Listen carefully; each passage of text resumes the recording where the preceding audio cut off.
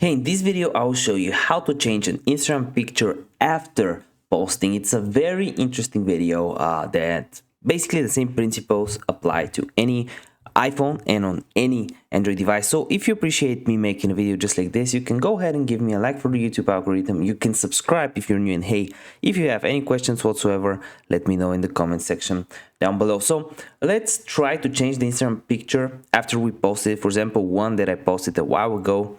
I'm not that active on this Instagram account, but click on the three dots right here, click on edit. As you can see, you can change and edit a lot of things like the hashtags, the caption, the alt text. You can tag people, but unfortunately, no matter what you click, you can't really edit or change the Instagram picture after posting. What you can do is click on done, click on the three dots, archive or delete it, and just edit another one and just copy the caption that you had on this one. So changing an Instagram picture after posting, why would you do that? Just delete it and add a new one.